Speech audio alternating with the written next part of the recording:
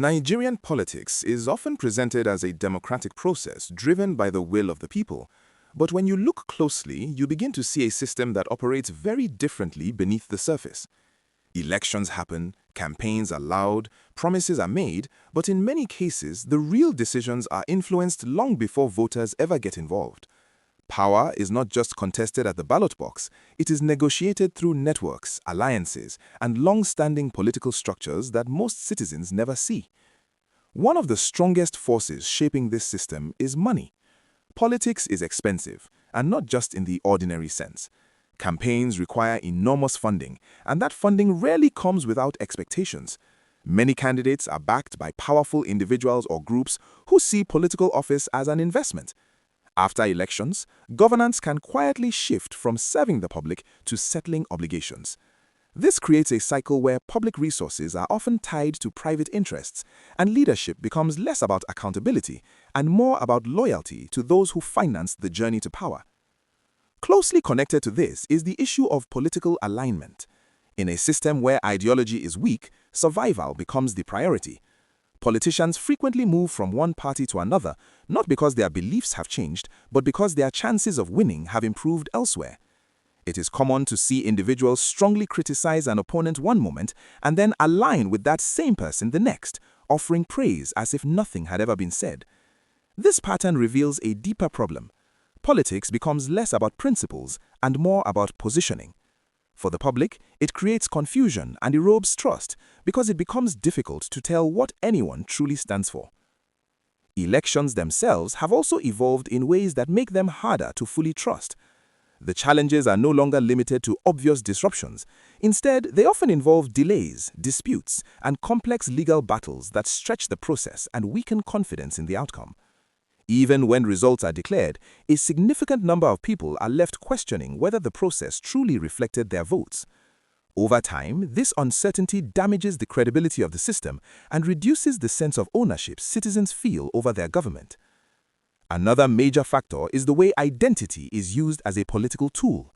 Rather than focusing on performance or policy, political messaging often leans heavily on ethnic and religious divisions. Voters are encouraged to see elections as a contest of identity rather than competence. This approach benefits those in power because it shifts attention away from accountability. When people are emotionally invested in defending their own, they are less likely to question decisions or demand results. There is also the issue of how dissent is managed. While criticism is not completely absent, it does not always exist in a fully open environment. There are subtle and sometimes direct pressures that can discourage people from speaking out too strongly.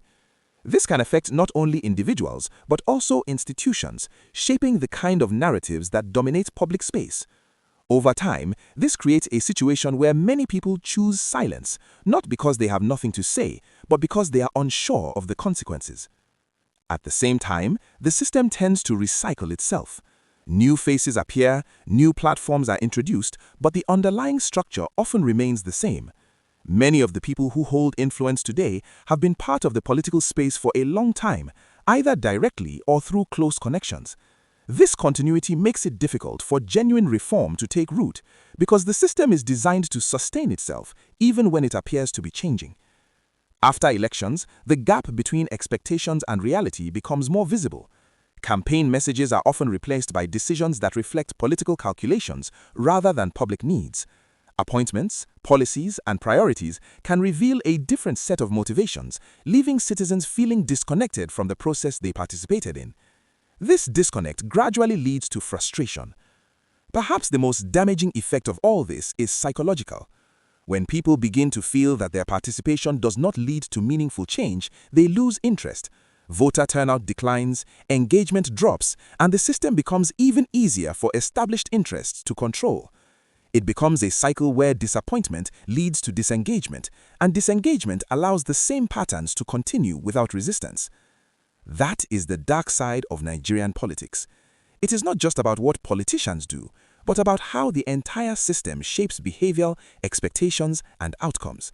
And until those deeper structures are understood and addressed, the surface changes people hope for will remain difficult to achieve.